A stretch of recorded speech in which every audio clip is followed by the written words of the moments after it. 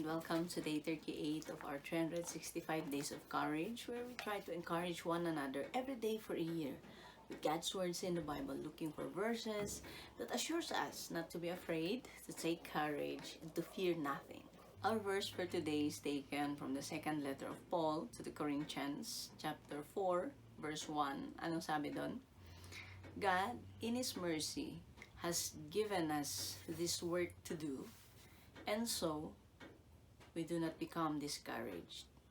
Now, this particular chapter of Paul's letter refers to his ministry to the Gentiles. We all know that Paul is the apostle to the Gentiles kasi nga sinubukan niya na mag-preach sa mga Jews sa Jerusalem.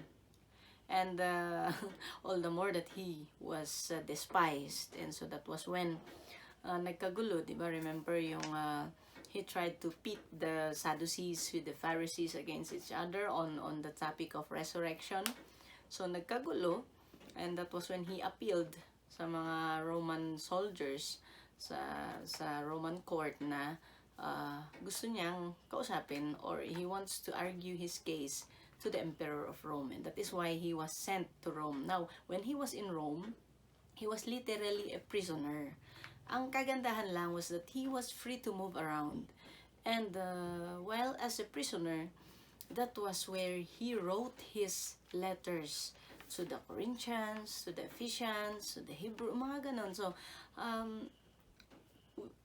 kaya niya sinabi itong verse na to, it's because para sa atin and para sa mga Gentiles, para doon sa mga Corinthians na sinulatan niya, naawa sila kay Paul because he looks as if he was suffering. He was imprisoned. And so therefore, there is suffering. So, parang naawa sila na, ay, kawawa ka naman, nakakulong ka and you are suffering. And but Paul encouraged them and said, it's okay. Okay lang. Because all of this suffering is for a purpose. My being imprisoned here in Rome has its purpose, and that is to reach out to you, the Gentiles. Ibig sabihin, may mission ako. Kaya kahit na mahirap, kahit nakakulong ako, kahit na sa tingin ninyo, I am in chains, I am a prisoner, pero para sa akin, this is an opportunity for me to preach the good news of salvation. To preach the good news about Jesus to the Gentiles who have never heard of Jesus. And so, yun yung role ni Paul. Pero sa tingin kasi ng mga Corinthians, kawawa naman siya, nakakulong siya, tas ganito, tas ganito. Para kay Paul, sabi niya, okay lang because I am free to roam around, I am free to visit itong mga communities and share to them the good news, and I can be able to write. And this is when he wrote to them. And so, yung akala ng mga Corinthians na itong si Paul ay kawawa because he is imprisoned and he looks to be suffering. On the part of Paul, sabi niya, hindi naman kami nadidismaya because we have work to do. And it is through God's mercy that we are able to accomplish the mission that He has given us. And so, Paul acknowledges that it is through God's mercy that he was given this mission. Mercy in the sense na he was converted from a persecutor to a preacher of the good news. At dahil yan sa mercy ng Panginoon. Now, ano ibig sabihin ng mercy? It means God is not giving us the punishment that we deserve. We deserve to be punished for our sinful ways. But through God's mercy, and by sending His Son, Jesus, yung punishment sana natin was already withheld. And that is how Paul sees na kung saan, dahil sa awa ng Panginoon, because of God's mercy, instead of being punished for his sinfulness, for his persecutions of the Jews, he was given a mission, and that is to preach the good news, not only to the Jews, but also to the Gentiles. to correlate this to our gospel for today, taken from the Gospel of Matthew, chapter 5, verses 23 to 24. Anong sabi doon? So if you are about to offer your gift to God at the altar, and there you remember that your brother has something against you, leave your gift there in front of the altar, go at once and make peace with your brother, and then come back and offer your gift to God. Ibig sabihin, if God has shown us mercy, so also we should show mercy to others.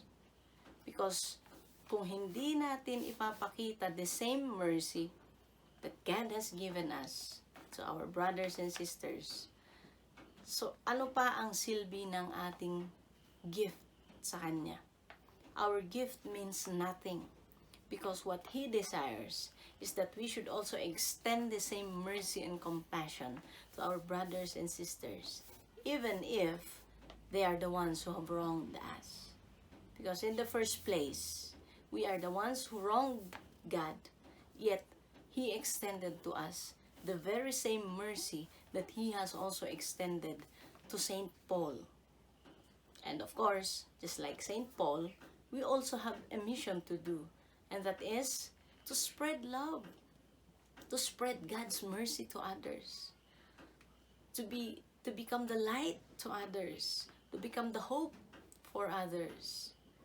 And dun sa 8 Beatitudes, one of those 8, sabi niya, blessed are the merciful, for they shall be shown mercy. And so just like Saint Paul, let us not look at it as a form of discouragement.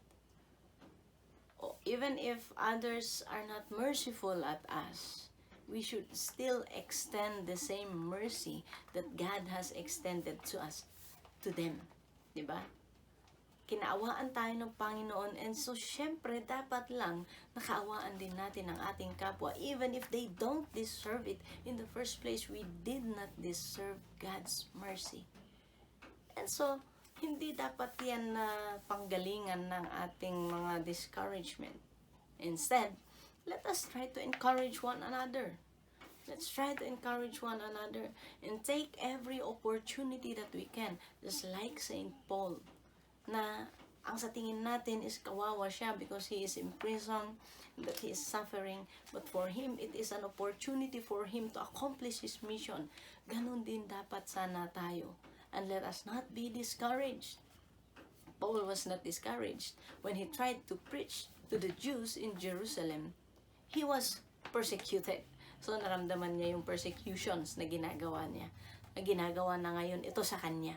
But he did not give up. And instead, when he appealed to Caesar, to the Emperor of Rome, hindi rin niya na-imagine that he will be bringing the good news to the Gentile. And so you see, God can use every circumstance. God can use every opportunity for us also to accomplish our mission. And so, kailangan hindi tayo nadidismaya. And therefore, guys, let all this be the source of encouragement for each and every one of us.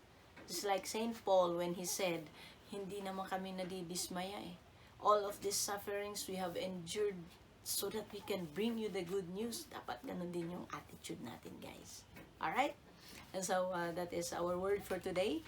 And I thank you once again for tuning in and for always watching. And I'll see you tomorrow for day 39 of our 365 days of courage. Be careful wherever you are. Ingat-ingat lang tayo sapagkat itong sakit na to na hindi nakikita is just lurking around the corner. And so, let's just observe protocols and do not be discouraged. If ever we are given the opportunity to share God's word to others, let's grab it. That is what Saint Paul is trying to tell us. And let's always try to extend mercy and grace to others as we have received it freely from God. Okay, guys? So thank you once again. Bye-bye. I'll see you tomorrow.